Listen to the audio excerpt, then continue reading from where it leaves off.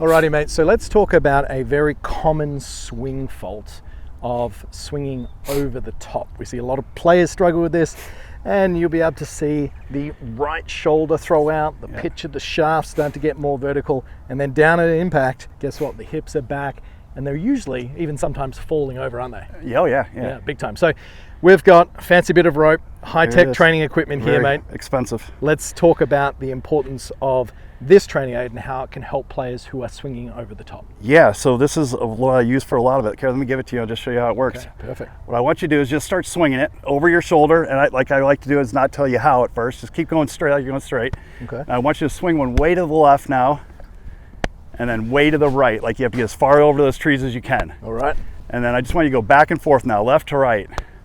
And I want you to start focusing on what is the key that's allowing you to do that.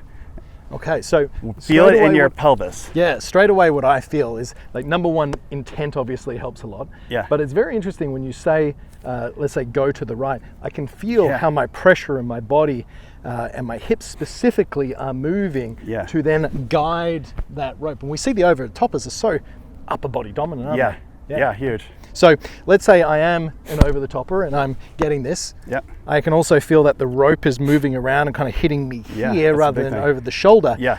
So when you give an over the top swinger this exercise, you're getting them to pretty much do the opposite and the extremes of both, correct? Yeah. And then how do you build upon that? Well, so I want them to feel exactly what they're doing with that rope, so that maybe the bad left one, and then we do the ones to the right. And once they're able to identify what they feel is what's making it happen, which is usually like what you said, the ground and the hips, then they're able to reproduce that with a golf club in their hands. So I'll switch from that to a golf club and say, reproduce that and see if you can, trying to swing way to the right and see if you can get that same feeling, then give me one to the left. And all I'm trying to do is get them to focus on this section here and how this is kind of controlling the path. So we kind of call this as the engine of our golf swing, so that's kind of the way I look at it. Okay, perfect. Yeah, no, I think that's great. And having little reference points, so for example, if I try and really exaggerate this almost to the point where I feel like I'm going to hit that's what you should do out there, we can see if I stop in this position, a few checkpoints here, guys. You can see that my belt buckle here is the apex of my body.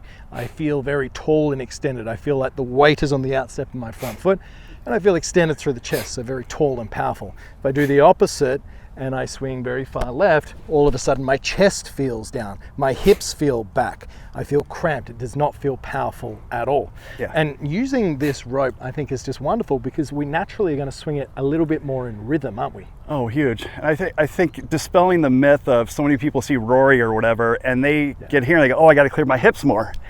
And they don't get that that's spinning out versus doing, this is going to give you the actual correct feel of using your hips the correct way, which is kind of powerful versus this way of spinning out. That's not what Rory does. Correct. And look, guys, there is a certain sequence of the golf swing.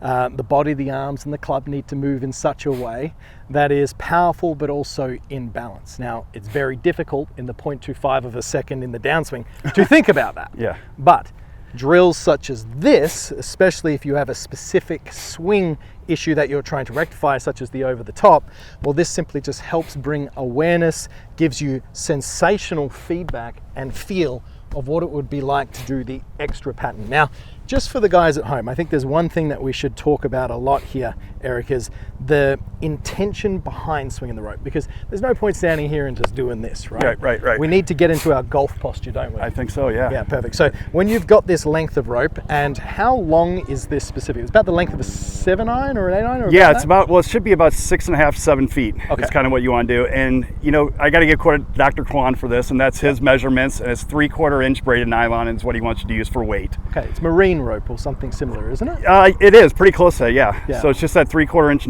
double braided nylon you'll find at any Home Depot or Lowe's or stuff like that. Okay. Yeah. If you're around the world and using the metric system, just type that into Google and you'll get the the other measurement out there. We're in there. All right, so swinging out to the right, getting that pelvis feeling really far out there. Very nice. Having the intention that I'm imagining that I would be hitting a golf ball off the ground there. Beautiful. And if we do this in slow motion, I'll put myself doing this on the right hand side, you'll see the direction of that rope as it moves there, guys.